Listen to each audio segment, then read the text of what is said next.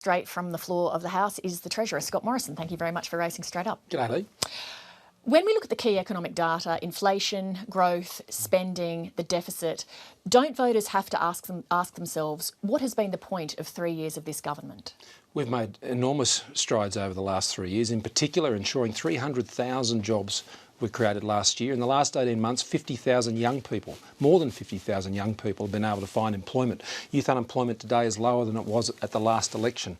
On top of that, we continue to work to get spending under control, and over the next 4 years, we will see the deficit reduced to 0.3% or $6 billion as a share of the economy. Well, you say you've made enormous strides, you bring up spending, so let's drill down into that a little bit. When you came to power, your side of politics was outraged by the scale of government spending. It was 25.6% of GDP. This year it's 25.8%. The best you can forecast is 25.2% in 4 years' time. That's a negligible impact for a government that's promised to rein in spending. Well, there are a lot of commitments, Leigh, as you know, whether it's in health or education or disabilities or any of these areas, and it's a difficult environment in which we've had to work.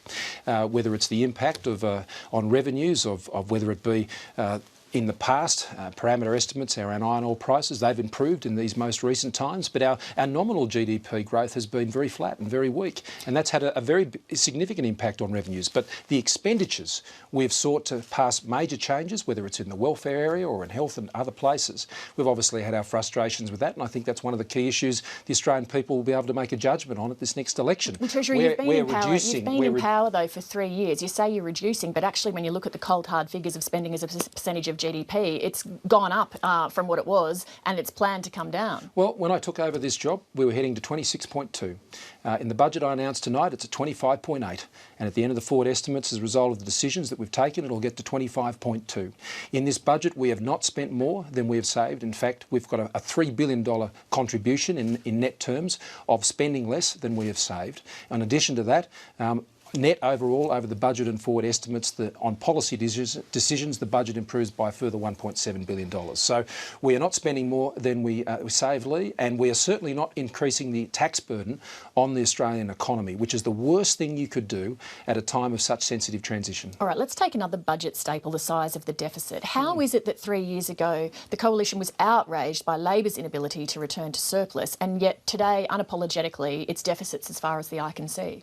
Well, those deficits reduced to 0.3% over the budget and forward estimates, and compared to where we were in my EFO, we are still on track with the same projection to return the budget to surplus in 2021. Now that's the projection, that's what it is.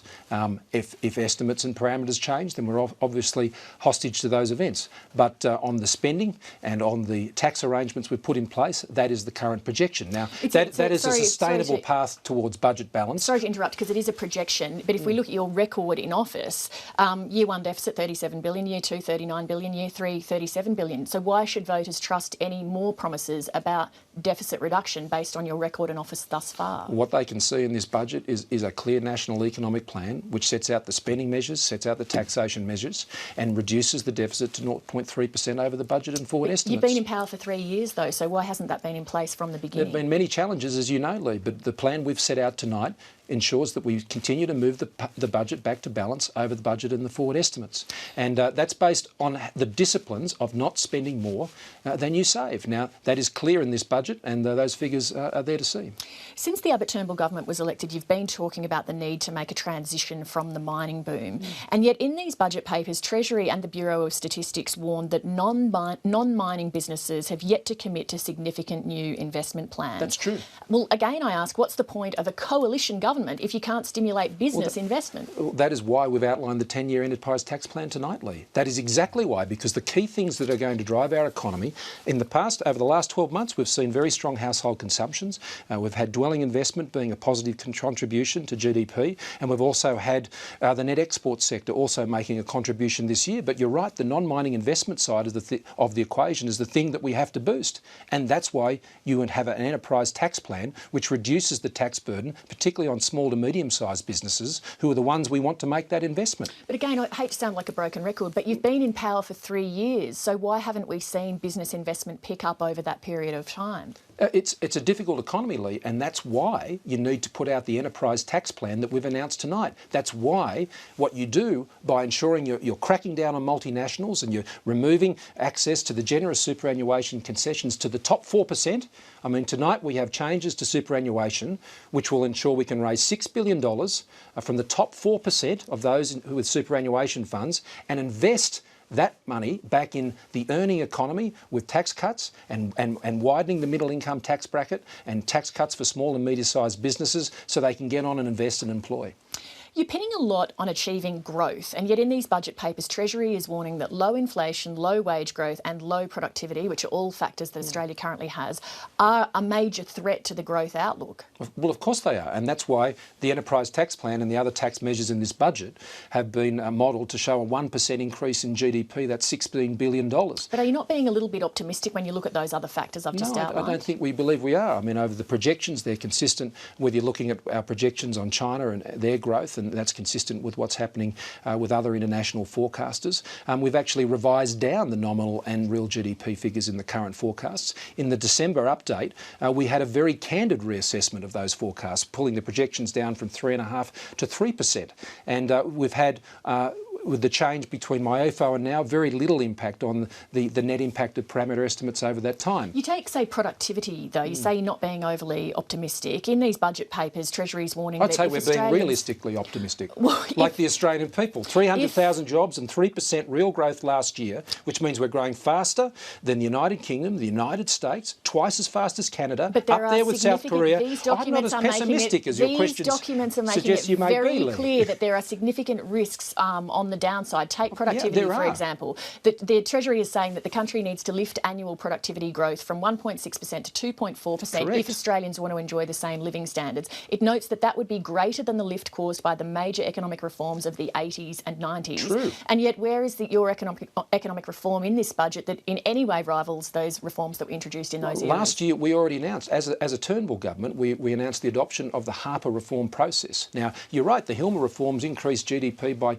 2.5% over 12 years. We have adopted the Harper report, which will see a similar improvement in productivity and growth in this country, and we've already engaged with the states and territories on that agenda, and that deals with everything. Do you think that's the equivalent of, say, floating the dollar or I think it's the tariffs? equivalent of the Hilmer reforms. Yes, I do, and that's what Professor Harper thinks as well, and that's why we've embraced them. And that includes, as you remember, changing the misuse of market power rules, which is going to give small business even greater opportunities to compete out there, particularly against larger businesses. So that they were big reforms, Leigh, which had been kicked into the long grass for 10 years, 20 years, and the Turnbull government adopted them. You say maybe I'm being a little bit pessimistic. Let me bring in I'm the going to cheer you up a bit, Let me bring in the Reserve Bank at this point. They have cut interest rates today. Isn't that evidence that they don't quite share your optimistic view of the health of the economy? No, I don't think that's the right way to read it, Leigh. What the Reserve Bank today was focusing on the inflation numbers. They have an inflation target of between 2 and 3%.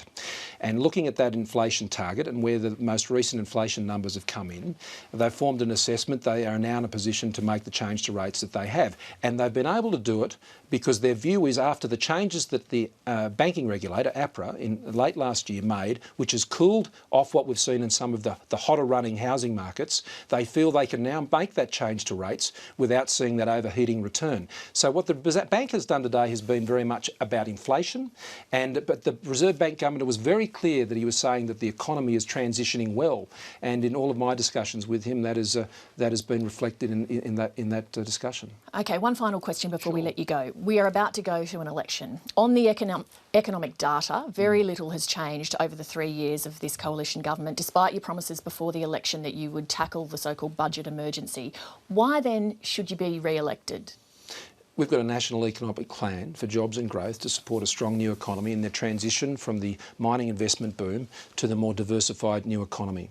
And we've set out that plan clearly tonight with the tax cuts for small business, a defence industry plan which is supporting high-tech jobs into the future for decades, backing innovation and science, including startups for new small businesses, ensuring the budget is moving back towards balance and we can afford the investments in health and education and roads and dams and all of these things which are necessary to take us forward. Australians know that the challenges are great, but this is an economic plan which is up to that challenge and we're ready to put it into place.